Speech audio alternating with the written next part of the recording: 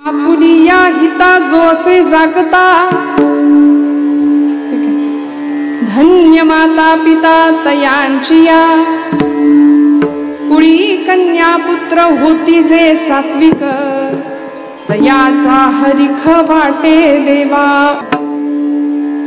गीता भागवत करीती श्रवण, अखंड चिंतन विठोबाचे, कुळी कन्या पुत्र होती जे सात्विक, तयाचा हरिख वाटे देवा। तुका म्हणे मज घडो त्यांची सेवा, तरी माझ्या दैवा पार नाही।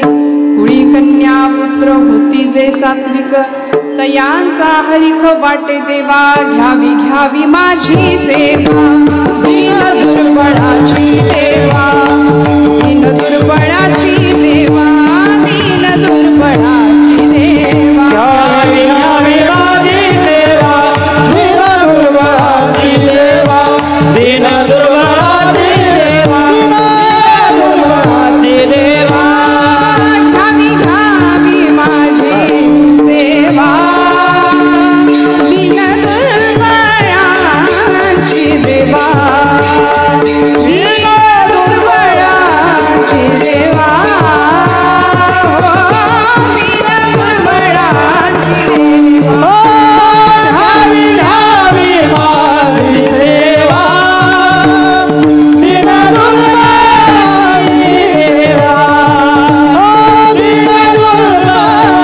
दुर्बळाची देवा, दीन दुर्बळाची देवा,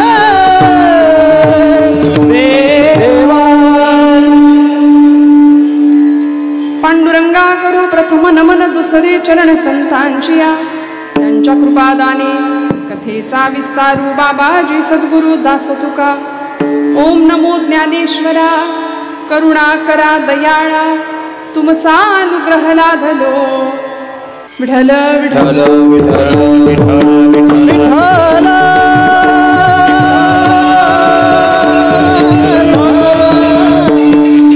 ओम नमो ज्ञानेश्वरा, करुणा करा दयाळा, तुमचा अनुग्रह लाधलो। पावन झालो चराचरी, मस्तक हे पायावरी, या वारकरी संतांच्या। ब्रह्मानंदं परमसुखदं केवलं ज्ञानमूर्तिं, द्वंद्वातीतं गगन सदृशं तत्त्वमस्यादिलक्ष्यम्, एकं नित्यं विमलमचलं सर्वधी साक्षिभूतं, भावातीतं त्रिगुणरहितं सद्गुरुं तं नमामि। योऽन्तः प्रविश्य मम वाचमिमां प्रसुप्तां, सञ्जीवयत्यखिल शक्तिधरस्वधाम्नाम्, अन्यांश्च हस्तचरणश्रवणत्वगादीन् प्राणान्नमो भगवते पुरुषाय तुभ्यं। समचरणसरोजं सान्द्रनीलाम्बुदाभं, जघननिहितपाणिं मण्डनं मण्डनानां, तरुणतुलसीमाला कन्धरं कञ्जनेत्रं, सदयधवलहासं विठ्ठलं चिन्तयामि। विठ्ठल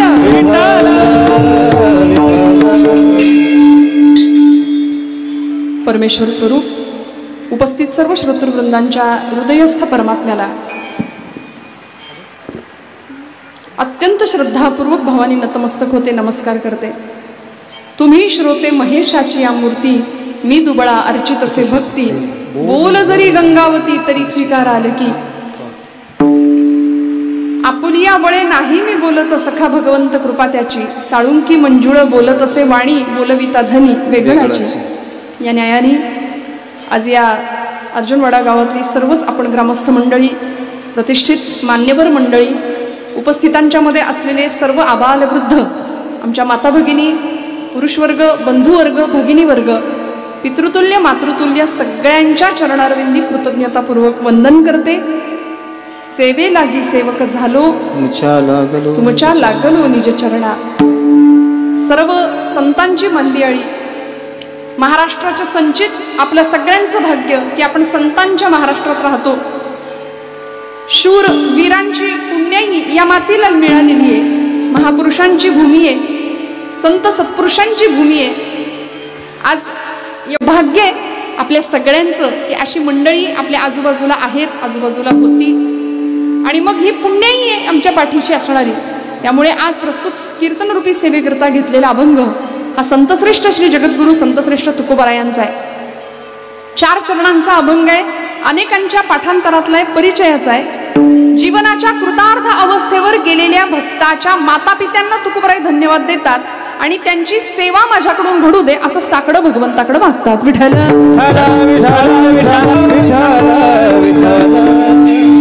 आज कीर्तनरूपी सेवेकरता उपस्थित असलेली गायन वादन क्षेत्रातली या भागातली पंचकृषीचं प्रख्यात असलेली भूषण असलेली ही मंडळी आहेत. परम आदरणीय श्रद्धेय पांचाळ गुरुजींचे 2 शिष्य आज इथं उपस्थित आहेत नादब्रह्माच्या सेवेकरता. मृदंग त्यालाच म्हणतात, मृत असून सुद्धा जो भजनात दंग आहे त्याला म्हणायचं मृदंग.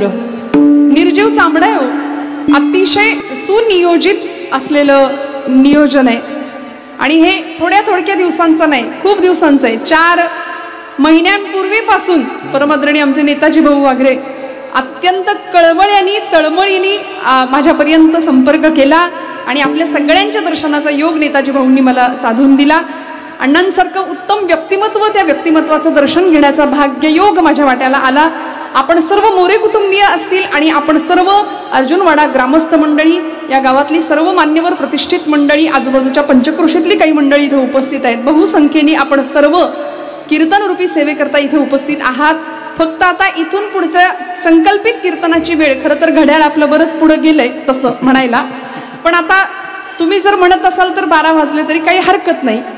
पण अगदीच घड्याळातले 12 नाही वाजवले पाहिजेत, वाजले तरी चालतील, पण कीर्तनाचे 12 नको वाजायला, नाही का? त्यामुळे तुम्ही आम्ही खेळीमेळी गदारोळी आनंदे, हा आनंदाचा गदारोळ आहे. संकल्पित वेळेमध्ये तुम्हाला कंटाळा न येता कीर्तन सेवा करण्याचा प्रयत्न करते. कीर्तनामध्ये भरपूर विनोद असावा, कीर्तनामध्ये भरपूर मनोरंजन असावं, भरपूर हसायला मिळावं, या जर अपेक्षेने आपण इथं बसला असाल तर कदाचित तुमचा आज अपेक्षाभंग होईल. कारण मी नेहमी असं म्हणते, कीर्तन हे हसण्याकरता सुद्धा नसतं आणि कीर्तन हे रडण्याकरता सुद्धा नसतं. आयुष्यामध्ये हसण्याचे आणि रडण्याचे जेव्हा प्रसंग येतात तेव्हा माणसांनी कसं असावं हे शिकवतं ते कीर्तन. विठ्ठल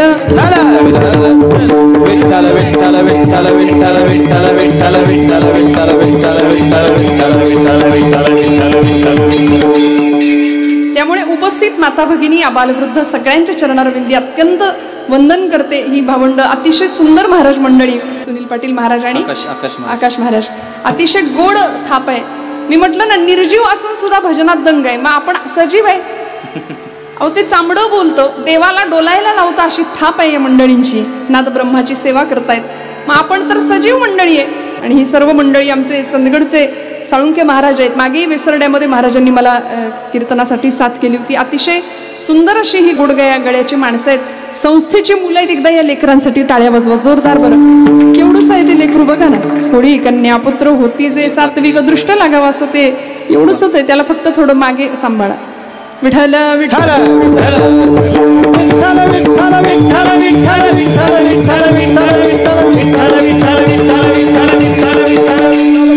त्यांच्या उड्या वाढल्या की नाही. कौतुक माणसाला किती प्रिय असतं. स्तुती प्रिय आहे माणूस, पण खरंच या लेकरांचं कौतुक आहे. अहो आजन्म सेवा व्रत घ्यावं की आम्ही हा मार्ग निवडलाय ना, या मार्गावर चालणार. आणि इतक्या लहान वयापासून ही मंडळी इथे आहेत. आमचं भाग्य आहे. आता इथे अर्जुनवाड्यातलं कोणी आहे का? मग बघा बाबा, चिंतनाचा विषय आहे. असलं पाहिजे की नाही. आपली लेकरं असली पाहिजे. आपली लेकरं इथं बसली आहेत समोर, त्यांच्यासाठी सुद्धा टाळ्या वाजवा. बरं, आता ती कट्ट्यावर बसलीत म्हणून मला दिसतायत. आधीमाधी बसलेली संयोजनामध्ये थोडीशी प्रकाश व्यवस्थेची जर अशी चूक झालीये. मी आपली चूक नाही दाखवून देत, पण मला चेहरे लोकांचे दिसले पाहिजे छान. कारण नाट्यगृहामध्ये जसं असतं तसं वातावरण झालंय असं वाटतंय मला. ते नाटकात कसं सगळा स्टेजवर उजेड आणि लोक अंधारात असतात, तसं नाही ना. आपलं कीर्तन आहे, सगळ्यांचे चेहरे मला छान दिसायला हवे होते, पण हरकत नाही. तुम्ही सगळे जागे आहात असं मी आपलं गृहीत धरते. विठ्ठल विठ्ठल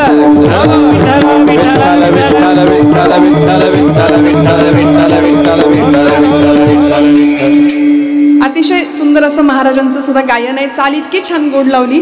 हरिभक्तीपरायण निलेश महाराज आणि ही सर्व मंडळी, आमचे विणेकरी सोबदार सगळ्यांच्या चरणारविंदी कृतज्ञतापूर्वक वंदन. उत्तम अशी साऊंड व्यवस्था सांभाळणारे काका दादा.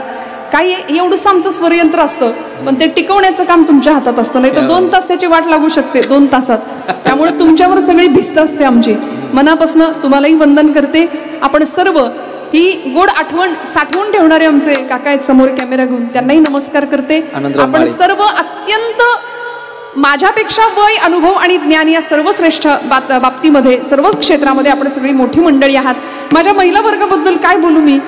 आज आपला दिवस आहे, बाकी तसा रोजच आपलाच असतो दिवस. तिथी काय गोड आहे आजची. आज फाल्गुन वद्य तृतीयेचा दिवस आहे. काल फाल्गुन वद्य द्वितीया झाली. संतश्रेष्ठ जगद्गुरु तुकोबरायांची बीज सदेह वैकुंठ गमन सोहळा त्रिशतकोत्तरी अमृत महोत्सवी वर्ष म्हणजे 375 वर्ष झाली तुकोबरायांना वैकुंठ गमनाला. आज आमच्या पुढच्या पिढीने जर आपल्याला विचारलं ना की आई बाबा तुम्ही काय पाहिलं, आपण ताठ मानेने दिमाखात सांगू शकतो आम्ही तुकोबरायांचा त्रिशतकोत्तरी अमृत महोत्सव याची देही याची डोळा या डोळ्यांनी पाहिला. 375 वर्ष तुकोबरायांच्या सदैव वैकुंठ गमनाला. त्याला जोडूनच आजची ही हिंदवी स्वराज्याचे संस्थापक असलेले छत्रपती शिवप्रभू यांची तिथीनी असलेली जयंती फाल्गुन वद्य तृतीयेचा परम पावन असा दिवस.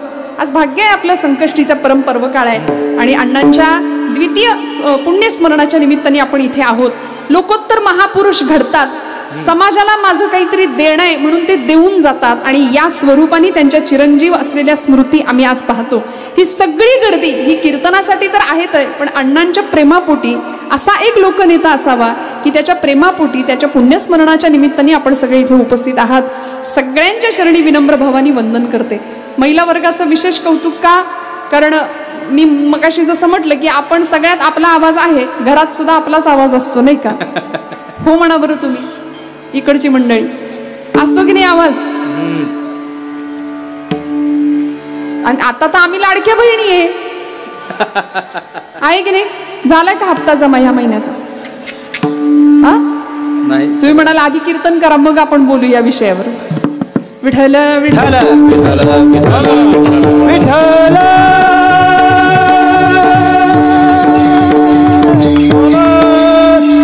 आणि आनंदाची गोष्ट अशी की आपण सर्वच मंडळी कीर्तना भक्तीवर कीर्तन परंपरेवर प्रेम करणारी मंडळी आहात.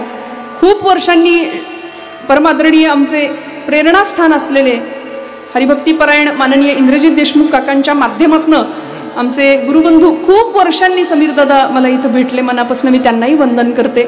सर्वच आपण गुणीजन आहात, बहुश्रुत आहात. तुकोबरायांचा 4 चरणांचा अभंग आहे.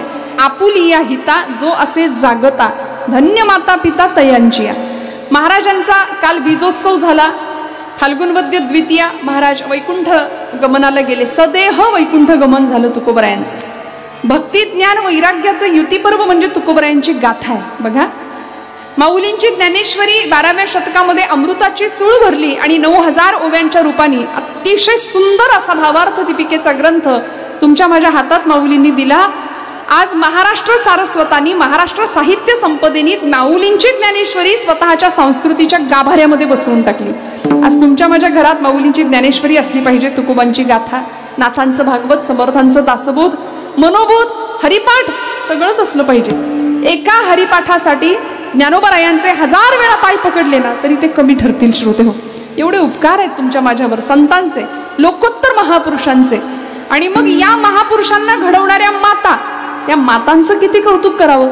या भूमीनी अशा माता घडवल्या आणि त्या मातांनी असे सुपुत्र जगाला दिले. पुत्र व्हावा ऐसा गुंडा ज्याचा तिन्ही लोकी झेंडा. त्यामुळे कुपुत्रो जायते क्वचिदपि असं शास्त्र सांगतं, पण कुमाता न भवती कदा. कुमाता कधीच असू शकत नाही. माता जगाला काय देऊ शकते. माता जगाला अण्णांच्या सारखे सुपुत्र देव प्रदान करू शकते एखादी माता. की मी काहीतरी या समाजाचं देणं लागतो म्हणून गावातल्या घरातल्या प्रत्येक माणसाशी माझी काहीतरी प्रेमाची नाळ जोडली गेली असं प्रत्येकाला वाटावं. आज त्या निमित्ताने आपण सगळे इथे उपस्थित आहात ना. अहो या भूमीनी संत तर आम्हाला दिले, सत्पुरुष दिले, समाज पुरुष क्रांतिकारक दिले. संतांनी इथं सद्विचारांचं सिंचन केलं. एक मार्ग आपल्या सगळ्यांना घालून दिला, आखून दिला. आम्ही काय करायचं, त्या मार्गावरनं चालायचं फक्त. आणि चालत असताना आम्ही कोण, मी कोण या प्रश्नाचं उत्तर शोधायचंय. कधी आपण स्वतःला विचारायचा प्रयत्न केला का, मी कोण, who I am, what is the mission of my life, मी का जन्माला आलो, माझ्या जन्माला येण्याचं कारण काय, उपादान कारण काय, निमित्त कारण काय. जगद्गुरु आचार्य म्हणाले, कोहम कथमिदम जातम को वै करतास्य विद्यते उपादानम किमस्ति ह विचार सोयमीदृशः. कोहम, मी कोण, कथमिदम जातम, मला कुठं जायचंय. कधीतरी स्वतःला हे प्रश्न विचारावेत बरं का. तुम्ही म्हणाल मी कोण, अमुक अमुक अमुक माझं नाव. अहो पण ते देहाला दिलेलं नाव झालं. अमुक गावामध्ये मी राहतो, मी अमुक आईवडिलांच्या पोटी जन्माला आलो, अमुक अमुक अमुक हे माझं नाव. पण या पलीकडे जाऊन आपण कधी शांत बसून आपला श्वास तरी ऐकतो का. आपल्याला वेळच नाही, आपल्याला नाही वेळ. आपण आतमध्ये बसत नाही, आपण अत्यंत बहिर्मुख झालो. वृत्ती आत्मकेंद्री होण्याऐवजी बहिर्केंद्री बहिर्मुख झालो आणि वखवक वखवक वखवक नुसती वाढली ना. मग आजूबाजूला आपण जर पाहिलं तर आमच्या पिढीसमोर आम्ही काय आदर्शांची पेरणी करतो. सगळीकडे बघायला गेलं तर अन्याय, अत्याचार, पापाचार, नकारात्मकता, नैराश्य, मराठीत बोलायचं झालं तर फ्रस्ट्रेशन, प्रचंड फ्रस्ट्रेशन आहे सध्या. 2 वर्षाचं पोरग पण टेन्शन मध्ये, त्याला मोबाईल देऊ नका, बघा ते कसं घर डोक्यावर घेतं. त्याचं त्याला टेन्शन आहे, प्रत्येकाला टेन्शन आहे, ताण आहे, वैताग आहे, वैफल्य आहे. मग या सगळ्यातून चिरंतन आनंदाची प्राप्ती आम्हाला कशी होईल, जी तुकोबरायांना झाली. काय आनंद होता महाराजांचा. अहो भामनाथाच्या डोंगरावर जाऊन बसायचे तासन तास आणि जीवनाचं खरं गमक शोधत होते. काय करत होते, एकांतवास करत होते. ऐका, लोकांत करावा, लोकांच्यात राहावं. लोकांत केल्याशिवाय एकांतवासाची किंमत कळत नाही आणि एकांतवास केल्याशिवाय हृदयस्थ सीताकांत भेटत नाही. विठ्ठल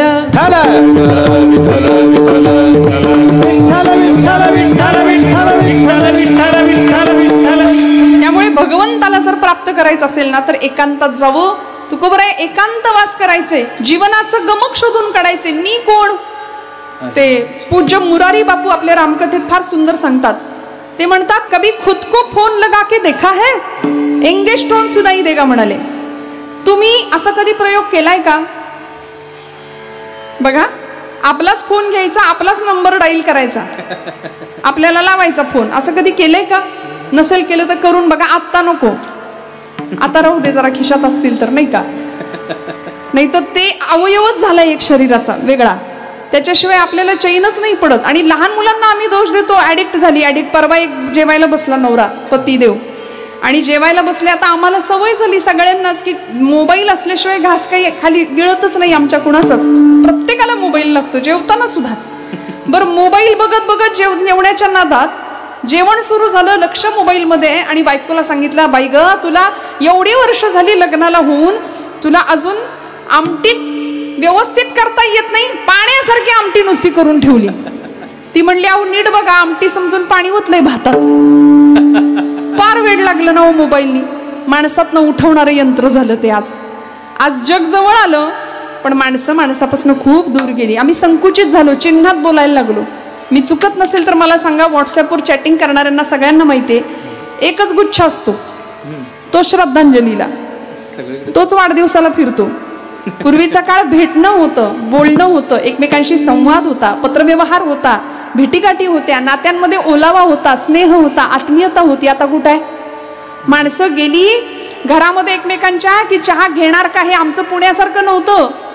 तर आमच्या पुण्यात आला तर तसं असतं, जेवूनच आला असाल नाही का, चहा घेणार का, असं नव्हतं नाही का. इतकं अगत्य, इतकं आतिथ्य होतं, कारण माणूस माणसातला माणूस बघत होता. आज आम्हाला माणसातला माणूस दिसेना, दगडातला पाषाणातला देव कुठून दिसणार हो, कुठून दिसणार.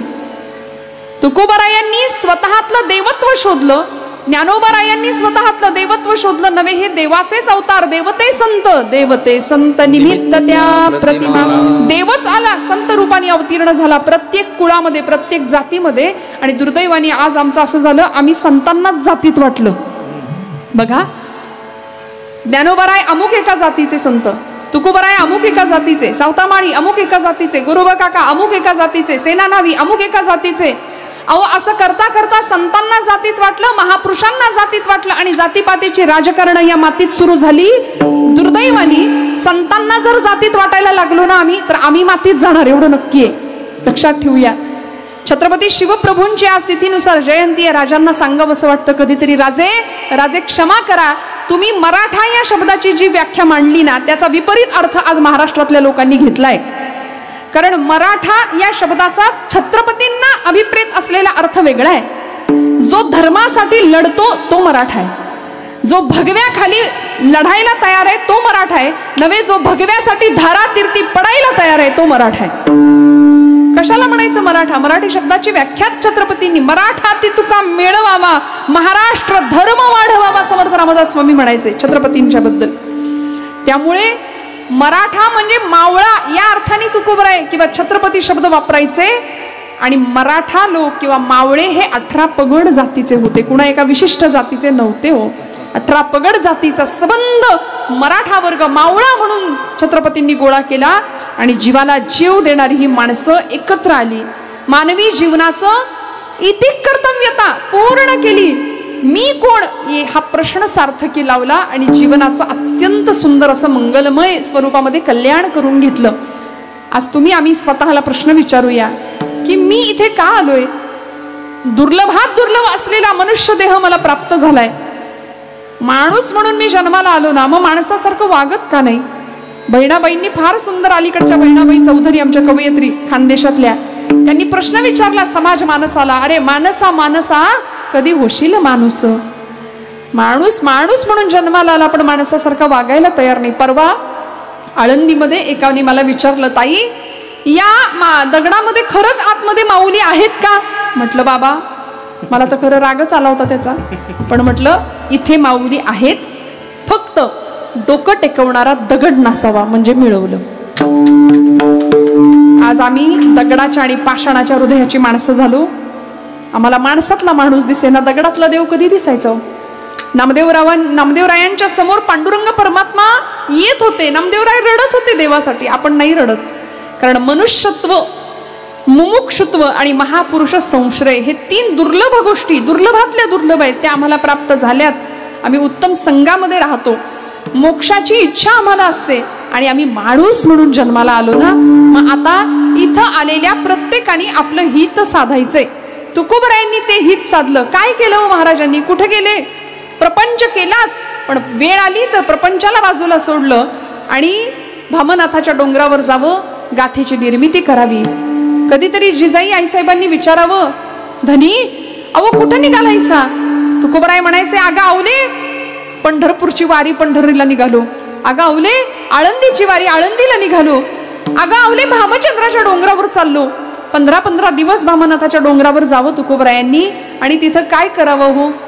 वृक्षवल्ली आम्हा सोय रे वनचरे, वृक्षवल्ली आम्हा सोय रे वनचरे, पक्षी सुस्वरे आळविते, वृक्षवल्ली आम्हा सोय रे वनचरे, वृक्षवल्ली आम्हा सोय रे वनचरे. काय करत होते महाराज? एकांतवास. तुका म्हणे होय मनाशी संवाद, तुका म्हणे होय मनाशी संवाद, आपुलाची वाद आपणासी, वृक्षवल्ली आम्हा सोय रे वनचरे. म्हणून जगाकडे बघण्याची एक व्यापक दृष्टी प्राप्त झाली. हे माझं ते माझं नवे, संसार सगळा माझा आहे, अवघाची संसार सुखाचा आनंदे भरीन तिन्ही. आमचं असं असतं, मी माझं माझ्या पुरतच, 4 भिंतींच्या माझं आतलं जे घर आहे तेच माझं विश्व. पण ज्ञानोबरायांना विचारावं, माऊली तुम्ही कुठे काही 1 एकर 2 एकर 4 एकर जागा घेऊन ठेवली का हो? कुठे 4 गुंठे जमीन तर घेऊन ठेवली का हो? एखादा 4 BHK 3 BHK 2 BHK फ्लॅट बांधला का हो? घेतला का हो? माऊली म्हणतात असं काहीच नाही. हे विश्वची माझे घर, ऐसी मती जयांची स्थिर किंबहुना चराचर आपणची झाला हे विश्वची माझे घर म्हणून आज तुमच्या माझ्या प्रत्येक घरात माऊली येते. आणि महाराष्ट्रात असून ज्याच्या घरात ज्ञानोबा राही नाही ना तो मराठी म्हणून घेऊच शकत नाही स्वतःला. महाराष्ट्रात असून ज्ञानोबा तुकोबा हे आमचं रसायन आहे. छत्रपती शिवाजी छत्रपती संभाजी हे आमच्या जगण्याचे प्रेरणा मंत्र आहेत. आम्ही नाही जगू शकत त्यांच्याशिवाय. कारण आज तुमच्या माझ्या कपाळावरचं कुंकू सुरक्षित आहे ते या जगाच्या बापामुळे छत्रपती शिवाजी महाराजांच्यामुळे. आज देवळातला देव सुरक्षित आहे, वेधशाळेतला वेद सुरक्षित आहे, स्त्रीचं शील, तरुणांचा पराक्रम, वृद्धांचं जीवन सगळं सुरक्षित आहे ते छत्रपतींच्यामुळे, ते ज्ञानोबांच्यामुळे, ते तुकोबांच्यामुळे. एवढा मोठा वारसा आम्हाला मिळाला. आम्ही किती भाग्यवान समजलं पाहिजे बघा. आणि आज परिणाम असा झाला आर्य सनातन वैदिक हिंदू धर्म असं आपल्या धर्माला म्हटलं जातं. तो नुसता हिंदू धर्म नाही, तो सनातन धर्म आहे. आणि त्या धर्मावर अनेकांनी प्रहार केले बरं का, अनेकांनी. आपल्याला फक्त मुघलांचं आक्रमण आठवतं, पण मुघलांच्या आधी शक आले, हून आले. आता इतिहासात आमची पोरं बघतात, म्हणजे मराठी मीडियम असेल तर त्यांना ते कळतं. आता इंग्लिश मीडियमनी पार वाटोळं करून टाकलं. इंग्लिश मीडियमला घालू नका असं माझं अजिबात म्हणणं नाही बरं का.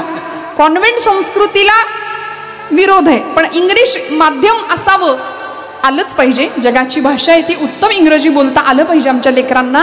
पण आमचं मूळ हरवतंय त्या नादात, त्याचं काय करायचं?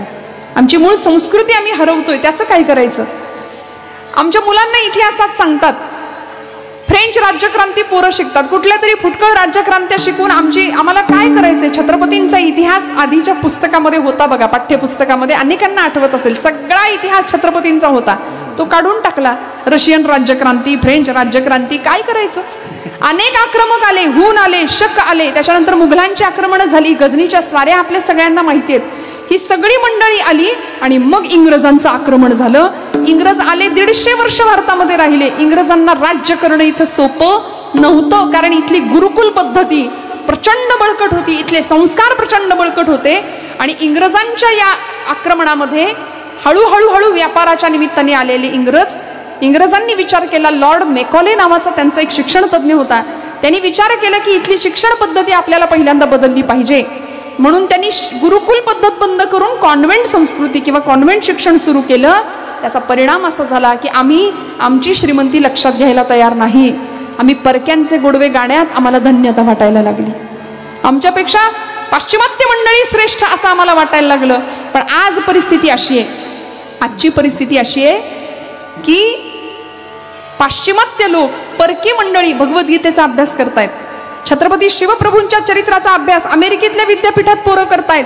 आणि आम्ही इंग्रज मानसिक शांततेसाठी भारताच्या समोर हात जोडतोय, गुडघे टेकतोय, मान झुकवतोय. पण आम्ही मात्र पाश्चिमात्य सभ्यतेच्या नावाखाली प्रचंड सोफिस्टिकेटेड राहण्याच्या नादात स्वतःचं सत्व, स्वतःचं मूळ, स्वतःचे संस्कार आणि स्वतःची श्रीमंती विसरत चाललो की काय, याचा गांभीर्याने विचार करण्याची वेळ आली. कारण आमचे पूर्वज आम्ही कुणाचे वारसदार आहोत याचा आम्हाला विसर पडला. याचंच कारण आमच्या हिताचा विचार आमच्या ठिकाणी नाहीये.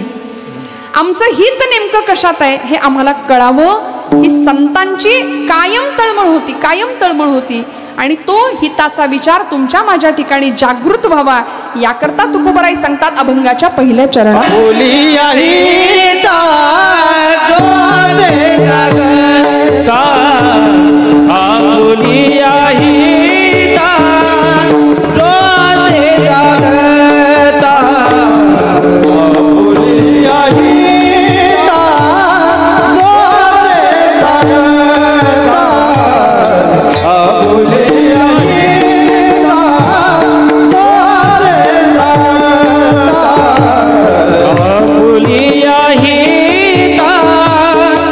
जो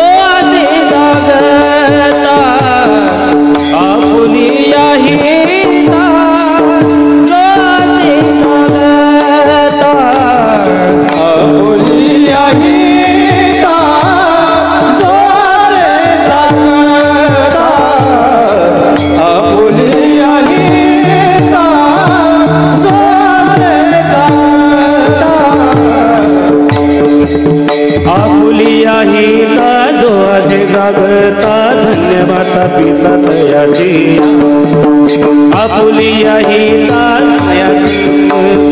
धन्य माता पिता तयाची कोई कन्या पुत्र होती दे जाते कोई कन्या पुत्र होती दे जाते आपुलिया हिता जो असे जागता धन्य माता पिता तयाची आपुलिया हिता जो असे जागता धन्य माता पिता तयाची कोई कन्या पुत्र होती दे जाते कोई कन्या पुत्र होती दे जाते आपुलिया हिता जो असे जागता धन्य माता पिता तयाची धन्य माता पिता तयाची धन्य माता पिता तयाची आपुलिया हिता जो असे जागता धन्य माता पिता तयाची धन्य माता पिता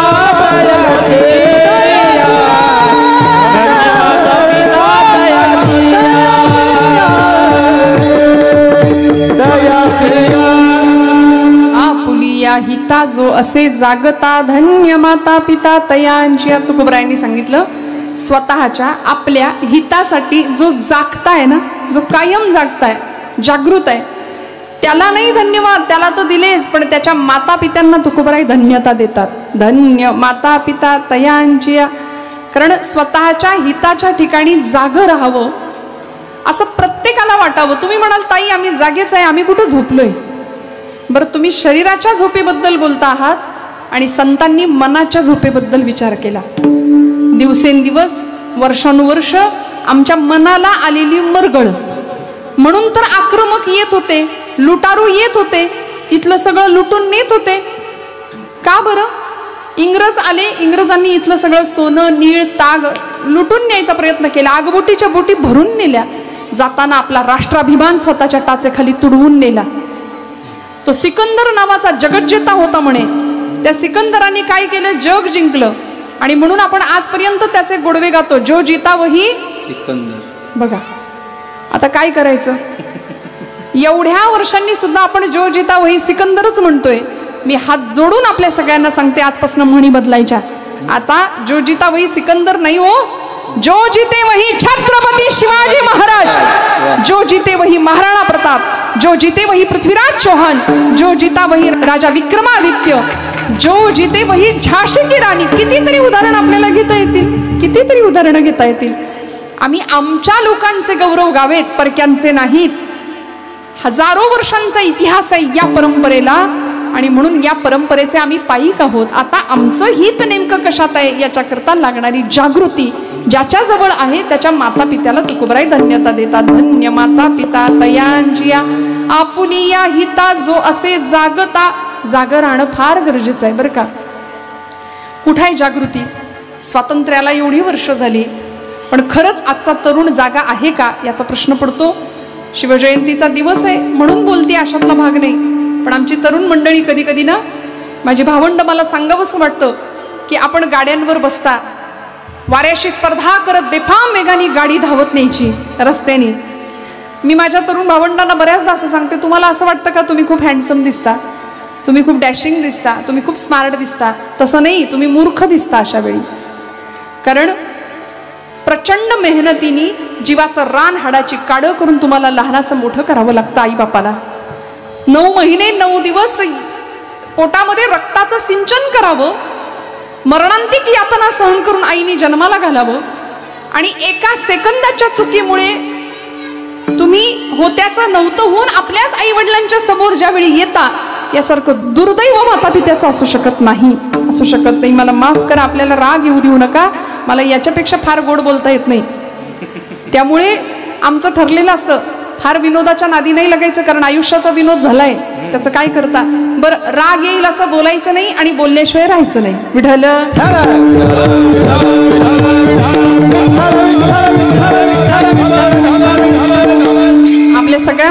खरी गोष्ट सांगू का की महाराष्ट्रात लाखो कीर्तनकार आहेत, आज लाखो कीर्तनकार आहेत. आपण कीर्तनकारांवर प्रेम करता, कीर्तनावर प्रेम करता, पण खरं सांगू कीर्तनकार येतील आणि जातील, पण ही जी गादी आहे ना त्या गादीवर प्रेम करा. ती गादी नामदेव महाराजांची आहे, ती गादी देवर्षी नारदांची आहे. अनादी काळाची परंपरा या गादीला, या गादीने अनेक लोक घडवले, या गादीने अनेकांच्या मनामध्ये संजीवनी पेरली सद्विचारांची, अध्यात्माची. त्यामुळे कीर्तनकार हा सर्वज्ञ कधीच नसतो. कीर्तनकार हा पोस्टमन आहे. ज्ञानोबांचं आणि तुकोबांचं पत्र घेऊन आम्ही आलो तुमच्या समोर, बस. ज्ञानोबा काय म्हणतात, मी तो हमाल भारवाही, तुकोबाराय सांगतात ना, अहो आम्ही हमाल आहे, आम्ही फक्त ज्ञानोबांचं तुकोबांचं इथपर्यंत घेऊन तुमच्या समोर मांडण्याकरता आलो. म्हणून कीर्तनकार जे सांगतात ते सगळंच खरं. हा आता करायचं की नाही कीर्तन पुढचं? असतं ना, खरं असतं ना, चुकीचं काहीच नसतो. चुकीचं का सांगू या गादीवरनं? पण आमची मनगट आणि मेंदू बळकट करण्याचं काम संत वाङ्मयांनी केलंय. मी हात जोडून सांगते, आपल्या लेकरांना कीर्तनाला घेऊन येत जा. काळाची खूप मोठी गरज आहे. म्हणून मला नेहमी आनंद वाटतो, तरुण मंडळी कीर्तनात असतील ना, मला आनंद वाटतो. कारण हित ज्याला कळलं ना तो इथं येऊन बसेल.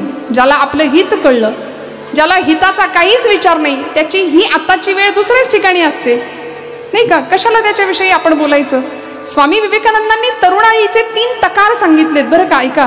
तेजस्विता, तपस्विता आणि तत्परता, हे 3 गुण ज्याच्याकडे आहेत त्याला म्हणायचं तरुण. तेजस्वी, तपस्विता आणि तत्परता हे 3 गुण ज्याच्याकडे आहेत त्याला म्हणायचं तरुण. आज दुर्दैवानं आमची परिस्थिती अशी आहे, संध्याकाळ झाली की आमचा तरुण धरून आणावा लागतोय. परिस्थिती आहे आज, इतकी शोकांतिका आहे, औदासीन्य आहे समाजामध्ये, भरकटलेपण आहे, भ्रांत चित्तावस्था आहे. मग याकरता महापुरुषांची चरित्र ऐकायची. ज्यांना कळलं आपलं हित कशात आहे ना, ती मंडळी घडली, त्या मातांनी त्यांना घडवलं आणि समाजासाठी देण्याचा एक कित्ता समाजासाठी. म्हणून लोकनेते उगीच नाहीत घडत. लोकांना प्रिय असावं असं वर्तन ज्यावेळी आपल्याकडून घडतं त्यावेळी आपण लोकनेते या पदावर पोहोचतो. आणि अशा एका लोकनेत्यासाठी आज आपण उपस्थित आहात ना, त्यांच्यासाठी, त्यांच्या पुण्यस्मरणासाठी आपण इथं उपस्थित आहात ना. काय दिलं पाहिजे? ज्याला आपलं हित कळालं त्याला समाजाला मी काहीतरी देणं लागतो, ही अत्यंत सुंदर अशी जाणीव निर्माण होते. भगतसिंग, राजगुरू, सुखदेव, अनंत कान्हेरे ही सगळी मंडळी ऐन वयाच्या अगदी 20, 22, 23व्या वर्षी फासावर गेलेली आहेत. आता छावा चित्रपट सगळ्यांनी बघितलाय असं मी गृहीत धरते. बघितलाय का अर्जुनवाडा? आपण जागे आहेत का? आधी मला सांगा, तुम्ही दिसेना मला, मी काय करू? तुम्ही जागे आहेत ना? हात वर करा बरं सगळे. हा, एक हात वर करताय, टाळीसाठी हात वर करा बरं दोन्ही. चला दोन्ही हात वरती.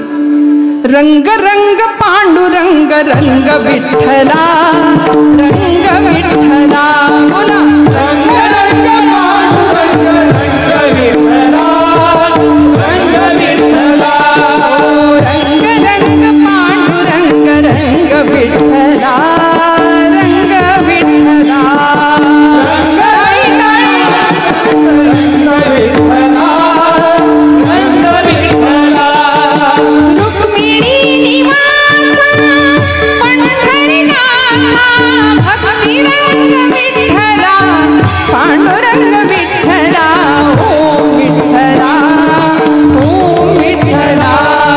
ओम विठ्ठला, ओम विठ्ठला,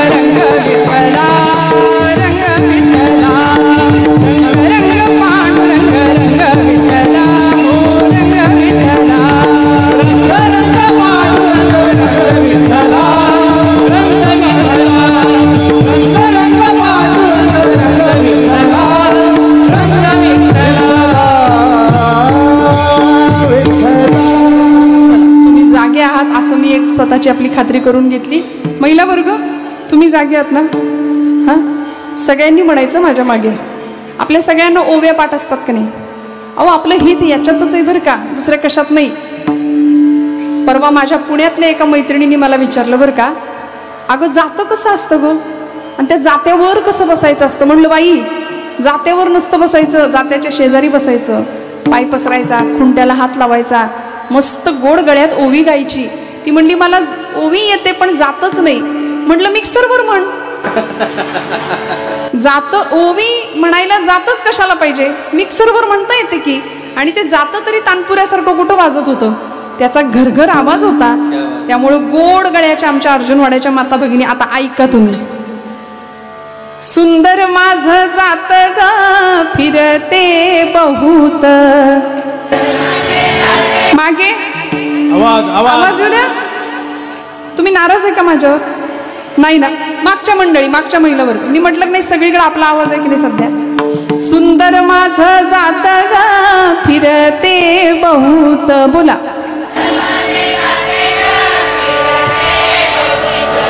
ओव्या गाऊ कौतुके तू ये रे बा विठ्ठला.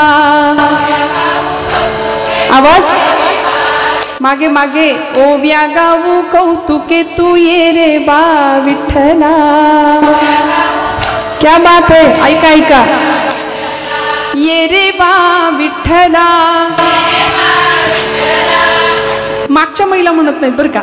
ये रे बा विठ्ठला. चला. ये रे बा विठ्ठला तू ये रे बा विठ्ठला. ये रे बा विठ्ठला तू ये रे बा विठ्ठला. ये रे बा विठ्ठला तू ये रे बा विठ्ठला. ये रे बा विठ्ठला तू ये रे बा विठ्ठला. सासू आणि सासरा वीर तो तिसरा. सासू आणि सासरा वीर तो तिसरा. ओव्या गाऊ भतारा तू ये रे बा विठ्ठला. ओव्या गाऊ भतारा तू ये रे बा विठ्ठला. ये रे बा विठ्ठला. ये रे बा विठ्ठला. ओ ये रे बा विठ्ठला. ये रे बा विठ्ठला. ये रे बा विठ्ठला तू ये रे बा विठ्ठला. ये रे बा विठ्ठला तू ये रे बा विठ्ठला. ये रे बा विठ्ठला तू ये रे बा विठ्ठला. बघा ना, ही आमची लेकरं असा आनंद घेत आहेत. हा आनंद वरातीत मिळतो का? डीजेत मिळतो का? नाचून मिरवणुकीत? काय दुर्दैव आहे महाराष्ट्राचं. गणपती बाप्पाची मिरवणूक विसर्जनाची म्हणजे आणताना तो शांततेत येतो आणि जाताना त्याला नाचत व्यसनांच्या आहारी गेलेली तरुणाई डीजेच्या माध्यमातून त्याला निरोप देते. आणि विघ्नहार्त्या असलेल्या गणपतीवर केवढं मोठं विघ्न त्याला ऐकायला लागतं. बाई वाड्यावर या, त्याच्यावर केवढं मोठं विघ्न आहे. भक्तीचं किती मोठं विडंबन आपण करतोय, आपण कल्पना करा. म्हणून हात जोडून सांगते आपल्या लेकरांना, आपल्या तरुण भावंडांना, कीर्तनासारखं माध्यम नाहीये श्रोते हो आतमध्ये डोकावण्याचं. कीर्तन काय देतो आम्हाला? आपलं हित साधून देतं. आपुली या हिता जो असे जागता धन्य माता पिता तयांचे. इथं आल्यानंतर काय होतं माहितीये? आपल्या हिताचा विचार आपल्या ठिकाणी जागृत होतोच.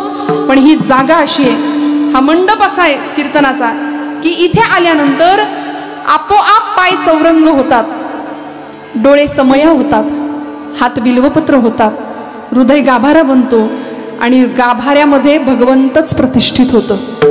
मग म्हणावं नाही लागत देह देवाचे मंदिर आता आत्मा परमेश्वर.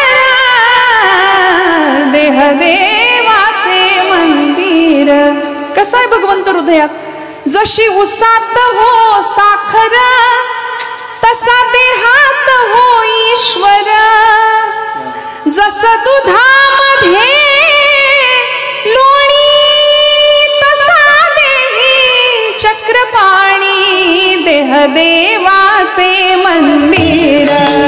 देह देवाचे मंदिर. देह देवाचे ऐक रे, भगवंत हृदयात साकार होतो. मंथुनी नवनीता तैसे घे अनंता. माऊली हेच सांगतात, वा या व्यर्थ कथा सांडी मार्ग. हरिमुखे म्हणा पुण्याची गणना कोण करी. महिला वर्ग, आपण मला सांगा आता, हे गोकुळ दुधाचा प्रांत आहे हा सगळा, हे की नाही? दुधात लोणी असतं का? हा अहो बोला की, दुधात लोणी असतं का? जसं दुधामध्ये हो लोणी. दुधात लोणी आहे असतं पण दिसत नाही. मग ते दिसण्याकरता प्रोसेस आहे, त्याला प्रक्रिया आहे. विरजण लावण्यापासून ते ताक जितकं चांगलं घुसळलं जाईल तेवढं लोणी वरती येईल. मंथुनी नवनीता तैसे घे, तेवढं चांगलं लोणी वरती येईल. तसं या हृदयामध्ये सुद्धा भगवंत आहेच, नाही असं नाही. फक्त तो जर दिसायचा असेल तर काय करावं लागेल, तर तिथं सुद्धा घुसळावं लागेल जरा. तुम्ही म्हणाल म्हणजे काय करायचं? अहो, घुसळणं म्हणजे नाम घेणं आहे, घुसळणं म्हणजे नामस्मरण. दिवसभर बघा, आपलाच आपण विचार करा, आपलं आपण आत्मपरीक्षण करा. या जिभेनी मी नको तितकी पाप दिवसभर करतो, जे बोलायला नको तेही बोलतो, आणि अत्यंत वाणीचं पाप अत्यंत महाभयानक आहे. अपशब्द आम्ही मुखातनं उच्चारतो आणि ते वाणीला लागलेलं पाप असतं.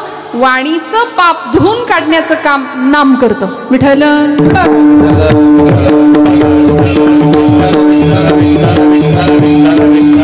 त्यामुळे मुखात भगवंताचं अखंड नाम असलं पाहिजे, अखंड नाम असलं पाहिजे. आणि मग अशी सुंदर आमची जर आचारसंहिता झाली ना, भगवंत हृदयामध्ये आमच्या साकार होणार आहे. हृदयातला चक्रपाणी जर दिसायचं असेल तर तिथं घुसळावं लागेल. आणि घुसळणं म्हणजे भजनच आहे. फिजिक्सचा, भौतिकशास्त्राचा एक सिद्धांत आहे. एनर्जी ज्यावेळी एकत्र येते, सघन होते, त्यावेळी ती जास्त पॉवर देते, जास्त शक्ती देते, कार्यप्रवण होते. कुठली ऊर्जा बघा ना. म्हणून तर पाणी एकत्र केलं, पाण्यावर वीज. वारा एकत्र केला, वाऱ्याच्या माध्यमातून वीज निर्माण झाली. ऊर्जा एकत्र आली की ती जास्त ताकद देते, जास्त पॉवर देते ना. तसं आपल्यामध्ये सुद्धा भगवंतांनी असंख्य प्रकारची ऊर्जा भरून आपल्याला पाठवलंय, पण आपल्याला माहितीच नाही आपल्याकडं काय आहे. आम्ही कुणाच्या घेण्यात नाही, कुणाच्या देण्यात नाही. माझं माझं माझं घर, माझी पोरं, माझं, एवढ्या पुरतच आम्ही आहे. म्हणून मी म्हटलं, माऊलींनी जगाचा प्रपंच केला, तुकोबरायांनी जगाचा प्रपंच केला. आम्ही फक्त आमच्या पुरतं अहंता आणि ममता यामध्ये इतके अडकलो. आपण असे बांधावर उभे राहतो बरं का आपल्याच, आणि येणाऱ्या पाहुण्याला म्हणतो ते झाड दिसतंय का, तो डोंगर, तिथपर्यंत सगळं. अहो, ती धरणी माता आपल्यावर हसते. ती म्हणते याचा आजा सुद्धा हेच म्हणायचा, आजा मेला, आजा मेला, पंजा मेला,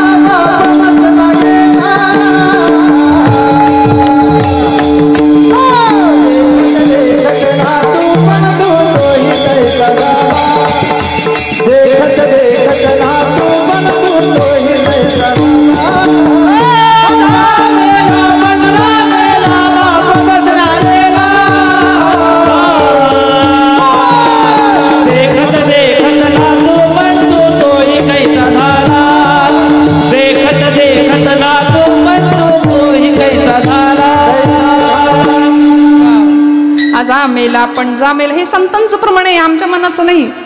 बाप मसणा गेला आणि देखत देखत ना तू पण तोही तैसा झाला. अशी पिढी ठेवायची का हो आमच्याकडे? खरं सांगू का, पुढच्या पिढीकडे काय द्यायचं जे अण्णांनी देऊन ठेवलंय पुढच्या पिढीकडे? या व्यक्तिमत्वासाठी आपण इथे आलात ना, त्यांनी दिलं ना. काय दिलं? जगासाठी काहीतरी आम्ही देणं लागतो, जगासाठी आम्हाला काहीतरी द्यायचंय. कोर्ट कचेरीपर्यंत जाण्याआधीच काय जे असेल ते गावातलं घरीच सुटलं पाहिजे, घरीच प्रश्न सुटले पाहिजेत. ही कळवळ, ही तळमळ ज्या घरामध्ये दिली आणि लोकांचं हित व्हावं या कल्याणाने ज्यांनी आपला जीवन प्रवास केला ती ही मंडळी आहेत. त्यामुळे आमच्या पुण्यात एक गाडी पाहिली बरं का मी. आता इथलं कशाला सांगू, पुण्यातलं सांगते. आमच्या माऊली म्हणलेच आहेत ना, पुण्याची गणना कोण करी. पुण्याची अहो तुम्ही जागे आहे ना. पुण्याची नाही, पुण्याची नाही, पुण्याची गणना कोण करी. हरिमुखे म्हणा, ज्याच्या मुखामध्ये हरिनाम आहे त्याच्या पुण्याची गणना काय करावी असं माऊली म्हणतात. त्यामुळे पुण्यामध्ये परवा मी एक सिग्नलला मोठी गाडी पाहिली. आता कुठली गाडी होती ते नाही सांगत, पण त्या गाडीच्या मागे असं लिहिलं होतं, भाऊंशी वाकडं स्मशानात लाकडं. म्हणलं बाई गो, आता हे भाऊ गाडी घेऊन जाणार की काय वरती? कशाचा आम्ही हव्यास करतो? आम्ही माझं माझं म्हणता म्हणता अरे काहीच नाही नेता येत. लाख कमाओ हीरा चांदी सोना मोती, लेकिन कफन को कभी जेब नहीं होती म्हणाले. असते का? खिसा असतो, बस्ता बांधला जातो ना आपल्याकडे लग्न ठरायच्या आधी. आपल्याकडे आहे ना पद्धत? बरं, सगळी जातात त्या दुकानात, ज्यांना काही कळत नाही त्यांनाही न्यायला लागतं. मानपान असतो आणि तो दुकानदार मोठा बस्ता बांधून देतो आपल्याला, रंगीबिरंगी भरजरी कपडे ते एका मोठ्या गाठ्यात बांधून देतो आणि भरपूर लाखो रुपयांची खरेदी पांढऱ्या वस्त्रात बांधून घरी येते. काय परंपरा आहे आमची दिव्य. आयुष्यभर किती रंगीत कपडे घाला म्हणले, शेवटी या वस्त्रात जायचंय. पांघरशी जरी असला कपडा येशी उघडा जाशी उघडा. काही आणले येताना? कपड्यासाठी करीशी नाटक 3 प्रवेशांचे, एक धागा सुखाचा, 100 धागे दुखाचे. जर तारी हे वस्त्र माणसा तुझी आयुष्याचे, एक धागा सुखाचा. या वस्त्रात विणतो कोण, एक सारखे नसती दोन. कुडान कळणे त्रिखंडात या हात विण कर्याचे, एक धागा सुखा. ऐकली? आयुष्यामध्ये सुखाचं नाणं उचलायला जा की दुःखाचा काटा आपोआप येतो त्याच्या मागे. आपल्याला असं वाटतं मी सुखी, सुख सुख असं दुसरं काही नसतं. एक वाक्य सांगून जाते, प्राप्त परिस्थितीमध्ये समाधानी असणं हाच सुखाचा खरा अर्थ आहे. विठ्ठल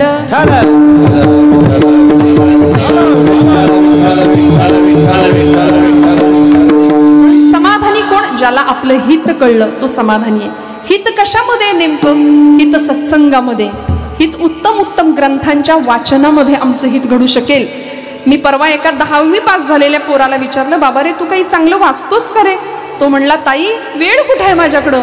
अहो मला वेळ नाही, हे जगातलं सगळ्यात खोटं वाक्य आहे. खरं सांगा, आई की नाही?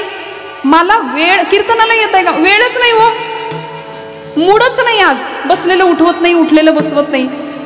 कुठल्याही गोष्टीमध्ये वेळ नसणं किती लागतं. या 8 प्रहरा माझारी मोटके निमिष घरी, तरी गा ऐसे करी. या 8 प्रहरा माझारी मोटके निमिष भरी, दे तुझाच. मौनी म्हणतात किती द्यायचे 8 प्रहरांमध्ये? निमिष, एवढूसा एक क्षण भगवंतासाठी द्यायचा आहे. काही नाही लागत, काही नाही. तुम्हाला खरं सांगू का, ज्यांच्यासाठी आपण करतो ना ती मंडळी केलं म्हणत नाहीत. प्रपंचासाठी कितीही करा, केलं म्हणत. मुलासाठी करा, नातवंडासाठी करा. परवा एक आजोबा मला भेटले, 70च्या आसपास वय असेल, पण अत्यंत नैराशा होती चेहऱ्यावर. मला राहवलं नाही. मी विचारलं, म्हणलं बाबा काय झालंय, का बरं एवढं टेन्शन आहे? आता इतकं कमवून ठेवलंय तुम्ही, 7 पिढ्या बसून खातील एवढं तुमच्याकडे इस्टेट कमवलेली आहे, मग तुम्ही नाराज का? घ्या आता जपमाळ हातात, मस्त भजन करा, छान स्वतःकडे बघा जरा. ते म्हणले, अगं भरपूर चिंता आहे. म्हटलं कसली नेमकी चिंता आहे? 7 पिढ्या बसून खातील एवढं कमावलंय. म्हटलं सगळं खरं. त्यांनी मला सांगितलं 7 पिढ्या बसून खातील एवढं मी कमावलंय, पण मला चिंता लागली 8वी पिढी काय खाईल माझं. काय आहो, आम्ही कशाची चिंता करतो? नको त्या गोष्टींच्या. त्यामुळे चिंता चितेकडे घेऊन चालली आणि चिंतन चैतन्याकडे घेऊन चाललंय. विठ्ठल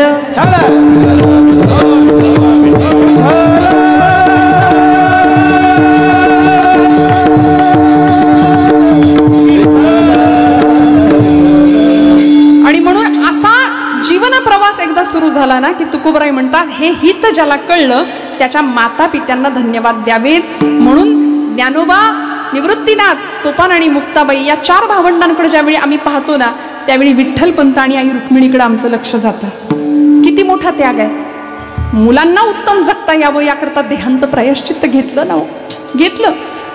इंद्रायणीच्या डोहामध्ये रातोरात दोघांनी उड्या टाकल्या. सकाळी उजाडताच मुक्ताई 4 वर्षाची पोर होती, केस भुरभुरते होते आणि निवृत्ती दादाला सांगते, दादा दादा माझी आई कुठे आहे रे? म्हणून बाहेर आली. निवृत्ती दादा सांगतायत, मुक्ता आई देवाघरी गेली ग. दादा, अरे ती तर रोज जाते, आत्ता येईल एवढ्यात. निवृत्तीनाथांनी इतका वेळ साठवलेला हंबरडा फोडला आणि सांगतात, मुक्ते आई न येण्याकरता गेलीये. आई बाबा कधीच नाही येणार, कधीच नाही येणार. 4 वर्षाच्या इवल्याशा ब्रह्मचितकलेनी निवृत्तीनाथांना विचारावं, दादा आई कधीच नाही येणार, मग तुम्हाला आई कुठली? तुम्हाला आई कुठली? निवृत्तीनाथ रडायला लागले, कवटाळलं आपल्या बहिणीला आणि सांगितलं, मुक्ता आजपासून तू माझी आई. मुक्ताई म्हणाले. मुक्ता नाही, मुक्ते नाही, तू मुक्ताई. ब्रह्मचितकला आदिशक्तीचा अवतार असलेल्या मुक्ताई आई साहेब निवृत्तीनाथ विठ्ठलपंत आणि आई रुक्मिणी यांच्या शुद्ध पवित्र कुसव्यानी या 4 भावंडांना जन्म दिला. ही 4 भावंड. तुकोबरायांचं चरित्र पाहिलं की आम्हाला बोल्लोबांकडे पाहावं लागतं, आई कनकाईकडे पाहावं लागतं. छत्रपती शिवप्रभू म्हटलं की आम्हाला या महाराष्ट्राची राजमाता सकल सौभाग्य संपन्न वज्रचुडे मंडित आऊसाहेब जिजाऊ मातोश्रींची आठवण होते.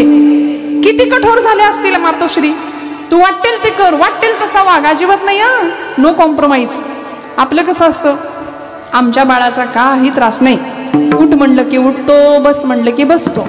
अगदी वडिलांच्या वळणावर गेलाय. कळतंय ना? हा, म्हणजे त्यांनाही तशी सूचना दिली की तेही तशीच करतात. उसको हिंदी में गोबर गणेश कहते हैं, जहां बिठाओ वही बैठे. अहो, मुलगा असा पराक्रमी पाहिजे. आपल्याला वाटतं शिवाजी संभाजी शेजारच्या घरात यावेत, आपल्या घरात नको. पण असं नाही. माता पित्यांना किती मोठे कष्ट आहेत. माऊली सांगतात, येथ वडील जे जे करीती तया नाम धर्म ठेविती, तेची येरा अनुष्ठिती सामान्य सकल. घरातल्या मोठ्या माणसांवर खूप मोठी जबाबदारी आहे. वडीलच जर रोज पानपट्टीवर जात असतील तर मुलांनी दुसरं काय करायचं? काय करायचं सांगा ना मला. हा, म्हणून ही जी जागा आहे ना, कीर्तनाची, प्रवचनाची, सत्संगाची, अध्यात्माची, जीवनाची श्रीमंती, आणि चांगलं वाचावं. परवा मुलाला मी विचारलं, काही वाचतोस का चांगलं? तो म्हणला, ताई माझं फेसबुकवर अकाउंट आहे, मी ट्विटर वापरतो, मी इंस्टाग्राम वापरतो, मी चॅटिंग करतो, मला वेळच नाही मिळत. आणि त्याच्यावर इतकं काय काय असतं की ते वाचण्यात मला पुस्तकं वाचायला वेळ नाही. म्हटलं, तू ग्रंथ वाचत नाही? हात जोडून सांगते, एखादं फर्निचर घरात कमी घ्या, पण 50-100 रुपयाची पुस्तकं घरात घ्या. हो, पुस्तकं घ्या. छावा चित्रपट आज आला म्हणून आम्हाला छत्रपतींचं, संभाजीराजांचं चरित्र घराघरामध्ये पोचल्याचा थोडासा भाव आहे. पण खरं सांगू, प्रत्येक लेकरांनी शिवशंभू वाचावेत. प्रत्येक लेकरांनी छत्रपती संभाजीराजांचं, शिवाजी महाराजांचं चरित्र अंगीकारावं. या देशामध्ये रामाचा, कृष्णाचा आदर्श आमच्या भवितव्यानी घ्यावा. त्याला म्हटलं, तू वाचत नाही? तो म्हणला, नाही वाचत. म्हटलं, आता तू वाचत नाही. नाही कळलं तुम्हाला? अहो, मराठी भाषा आहे, वाचाल तर वाचाल. जे चांगलं वाचतील ते दीर्घकाळ जगतील म्हणाले. वाचन संस्कृती संपली. साने गुरुजी आता पुस्तकात राहिले, पण आता ते पुस्तक सुद्धा बघायला मिळेना. श्यामची आई. घराघरातल्या प्रत्येक लेकरांनी घ्यावं हातामध्ये श्यामची आई. का? आमचं हित आम्हाला नको का कळायला? जो श्याम अंघोळ झाल्यानंतर, स्नान झाल्यानंतर आईला सांगतो, आई तुझा पदर खाली पसर, माझ्या पायाला माती लागेल, मी पदरावर पाय ठेवून घरात जाईन. आई सांगते, श्याम अरे पायाला माती लागू नये, पायाला घाण लागू नये म्हणून जेवढा जपतोस तेवढा आयुष्यामध्ये मनाला घाण लागू नये म्हणून जप. हो, ही आईची देण असते. ही मातृशक्ती या भारताची. परवा 8 मार्च महिला दिन झाला. आज आम्ही स्त्री शक्ती, स्त्री मुक्तीचा उद्गार करतोय. स्त्री शक्ती, स्त्री मुक्ती म्हणजे काही पुरुषांबरोबरची लढाई नाही. आईनं आईचं कर्तव्य चोख बजवावं. पत्नी धर्म उत्तम पालन करावा. या देशाची मातृशक्ती, या देशाची स्त्री शक्ती, आणि खरं सांगू, या देशातल्या प्रत्येक घरातली गृहिणी ताकद आहे या महाराष्ट्राची, या संस्कृतीची. आमची मुलं थोडी मोठी होतात. कुणी विचारलं, वडील काय करतात? वडील बँकेत आहेत, वडील डॉक्टर आहेत, वडील शिक्षक आहेत, वडील इंजिनियर. आई काय? आई घरीच असते. घरीच आई घरीच असते म्हणतात. अहो, पण ती घरी असली तरी तुमच्यासाठी रांधते, तुमच्यासाठी वाढते, सगळं करते. रांधावाडा, उष्ट्याकाडा, एक अख्खा प्रपंच मागं सोडून तुमच्या करता येते ना. मग आता आपल्या आईला अडाणी कधीच म्हणायचं नाही. माझ्या तरुण भावंडांना मी नेहमी सांगते, तुमची आई 4 पुस्तकं कमी शिकली असेल, पण जगातलं सगळ्यात मोठं अनुभवांचं विद्यापीठ जर कुणाकडे असेल ना, तर ते तिच्याकडे असतं. जगातली सगळ्यात सुंदर स्त्री कोण, असा जर प्रश्न कोणी विचारला तर छातीवर हात ठेवून सांगा, माझी आई. माझ्या आई इतकं जगात सुंदर काहीच असू शकत नाही. कारण भारतीय संस्कृतीने आत्म्याच्या सौंदर्याला प्राधान्य दिलंय. त्यामुळे तुकोबराय सांगतात की ज्या घरामध्ये अशी संतती जन्माला येते त्याचा भगवंताला हर्ष वाटतो. अभंगाचं 2रं चरण. होळी कन्या पुत्र होती जैसा गीत, होळी कन्या पुत्र होती जैसा गीत.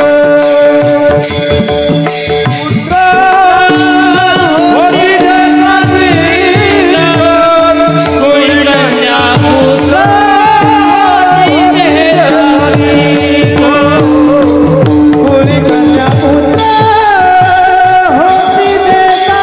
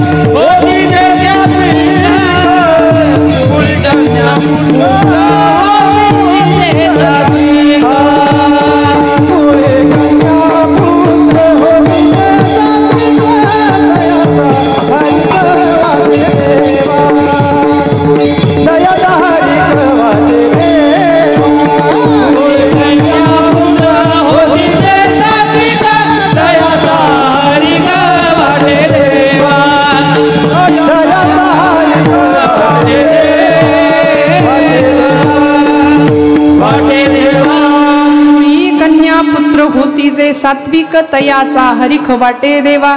ज्या कुळामध्ये सात्विक संतती जन्माला येते त्याचा त्या कुळाचा आनंद भगवंताला होतो. तयाचा हरिख वाटे देवा. कशी सात्विक संतती जन्माला यावी की जी देवाच्या धर्माच्या आणि देशाच्या कामी आली पाहिजे बरं का. देव देश आणि धर्म यासाठी आमचं जीवन तन मन धनाने जिजावं ही अपेक्षा आहे पूर्वसुरींची. कारण आम्ही वारसदारच अशांचे आहोत.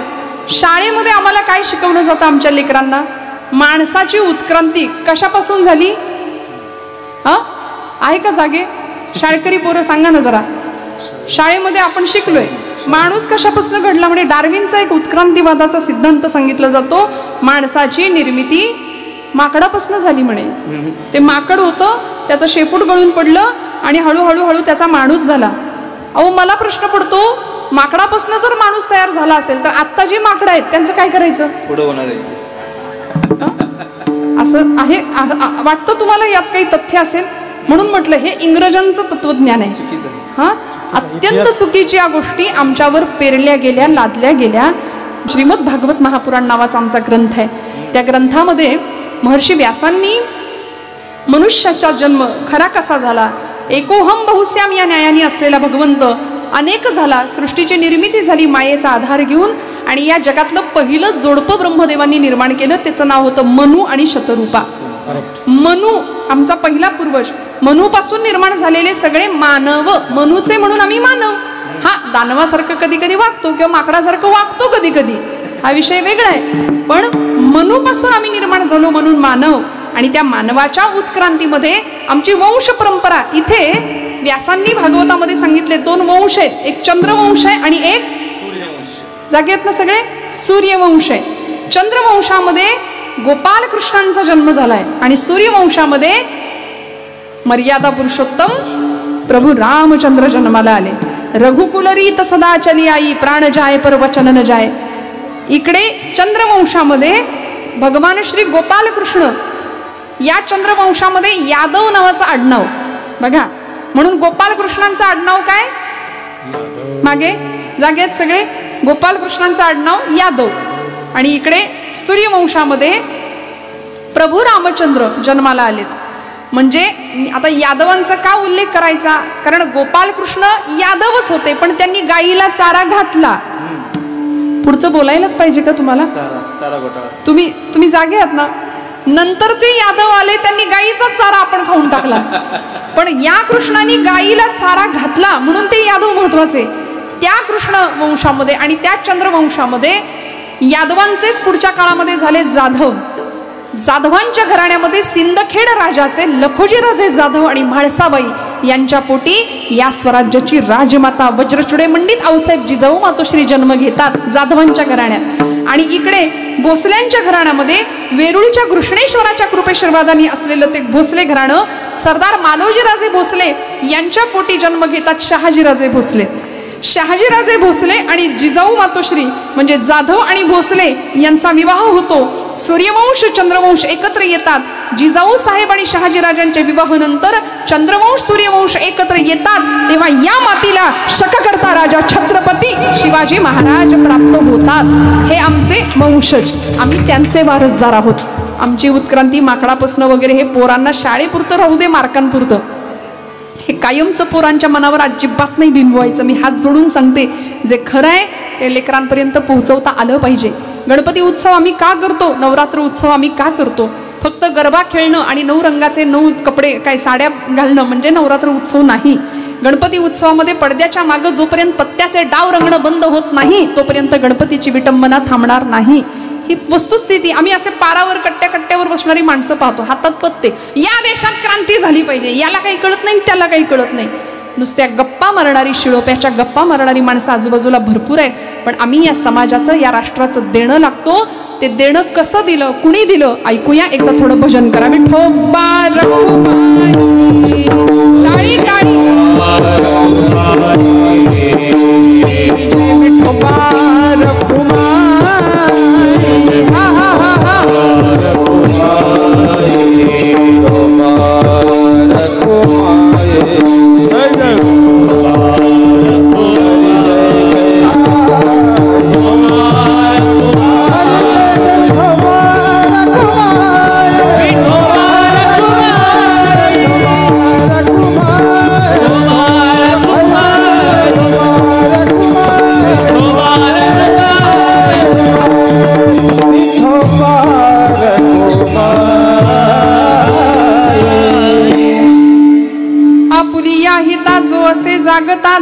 माता पिता तयांची या कुळी कन्या पुत्र होती जे सात्विक तयाचा हरिख वाटे देवा गीता भागवत करीती श्रवण अखंड चिंतन विठोबाचे कुळी कन्या पुत्र होती जे सात्विक तयाचा हरिख वाटे देवा. घरामधली कन्या कशी असली पाहिजे, घरामधल्या मुली कशा असल्या पाहिजेत. अहो पुरुषांबरोबरची स्पर्धा म्हणजे स्त्री मुक्ती नाहीये. मुलीनी मुलीसारखं, बरं मी बोलले ना तर राग येतो कधी कधी, टिकली लाव म्हटलं की राग येतो मुलीला. हा, हातात एखादी बांगडी घाल, केस चांगले, केसभूषा चांगली ठेव, पैग कपडे चांगले परिधान. 1.5-2 वर्षाच्या पोरींना जर आम्ही कमी कपडे घातले ना तर ती मुलगी मोठं झाल्यावर अंगभर कपडे घालायला मागत नाही. आईचं फार मोठं काम आहे हे. आज या देशामध्ये असं म्हणावं वाटतं, परवाच एक वाक्य वाचलं महिला दिना दिवशी, अत्यंत वाईट वाटलं. उस समाज में औरत को इज्जत कैसे दी जा सकती है जिस समाज में मर्दों के झगड़े में गालियां माँ बहन की दी जाती है. किती विचित्र, किती वाईट वाटावं. आज स्त्री मुक्ती, स्त्री स्वातंत्र्याचा उद्गार आपण करतो.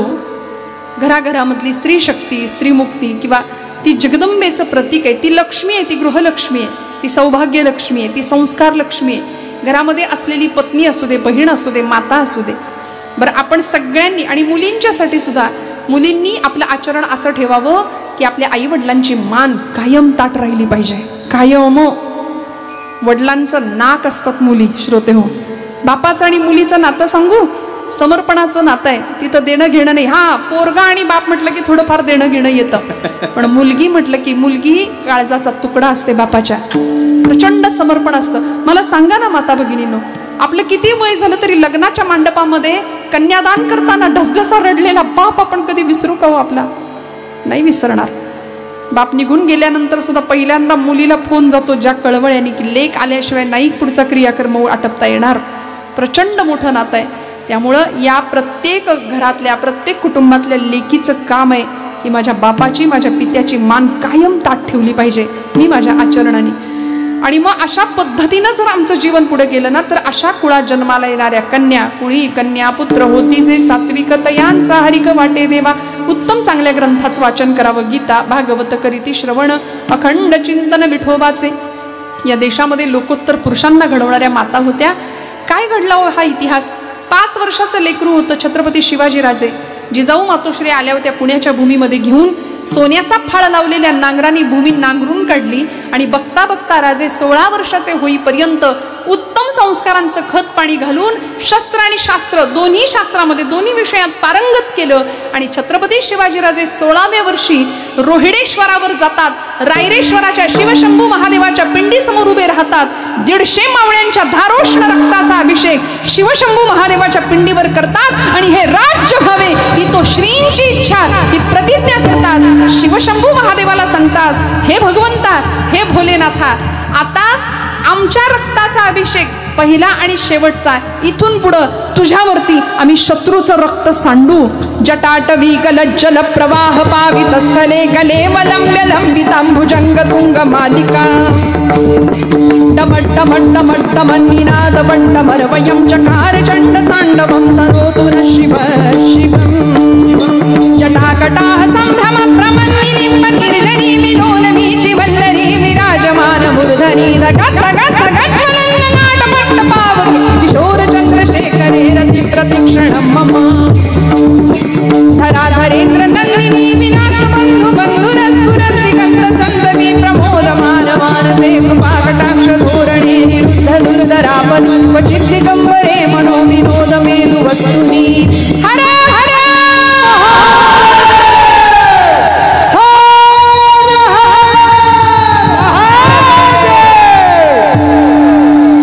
आई राजा उध उध म्हणून तिचा जागर घालावा महाराष्ट्राची कुलस्वामिनी. आणि काय कसा पुत्र असावा, कसं आपलं हित कळावं, याच स्वराज्याच्या चढत्या वडत्या आकार ज्यावेळी स्वराज्याला येत होता ना त्यावेळी संध्याकाळची वेळ, रायगडावर जिजाऊ मातोश्री बसल्यात, छत्रपती शिवप्रभू आहेत आणि स्वराज्याचा एक खंदा मावळा जिजाऊ आईसाहेबांच्या समोर छत्रपती शिवप्रभूंच्या समोर आले. मुजरा घातला. मासाहेब मुजरा घ्या. आणि आऊसाहेबांनी विचारावं, तान्ह्या तान्ह्या खूप दिवसांनी आलास रे, तुला ओवाळते म्हणाले, औक्षण करते. म्हणून औक्षणाची तयारी केली आणि ओवाळण्याकरता जिजामातोश्री पुढे आल्या. तानाजींना ओवाळलं तानाजी मालुसऱ्यांना जिजाई साहेबांनी. आणि ताट खाली ठेवल्याबरोबर तानाजी मालुसरे सांगतायत, आई किती दिवसांनी मी आलो, मला तुम्ही ओवाळलत, मी काय ओवाळणी घालू? काय घालू ओवाळणी राजमाता तू ग महान, काय घालू ओवाळणी राजमाता तू ग महान, काय घालू ओवाळणी राजमाता तू ग महान. शिवा बसला सामोरी ओवाळील प्रेमान, शिवा बसला सामोरी ओवाळील प्रेमान. जिजामातोश्रींनी तानाजी मालुसऱ्यांना ओवाळलं आणि सांगतात बारीक वाजून, काय ओवाळणी घालू आई साहेब? जिजामातोश्री विचारतायत, तान्या मागू का? मागेन ते देशील? छत्रपती शिवप्रभू म्हणतायत, अहो त्याच्या हातामध्ये अक्षता घेऊन आलाय तो, पोराच्या लग्नाचा अवतान द्यायला आलाय तान्हाजी. आणि पोराच्या लग्नाचं निमंत्रण द्यायला आलेला असताना आऊसाहेब त्याला मोहिमेवर पाठवू नका बरं का, 2 दिवसांनी लग्न आहे त्याच्या मुलाचं. जिजामातोश्री म्हणतायत, राजा सगळं खरं, लग्न होईल, पण कोंढाणा स्वराज्यात आला पाहिजे. आज कोंढाणा मला खुणावतोय. तानाजी मालुसरे सांगतायत, आऊसाहेब फक्त सांगा, तुम्ही सांगाल त्या मोहिमेवर उभा राहतो म्हणाले. ती वाटी ठेवली खाली आणि सांगा काय करू. जिजामातोश्री म्हणतात, तान्या ओवाळणी द्यायची आहे ना? काय ओवाळणी अवघड, काय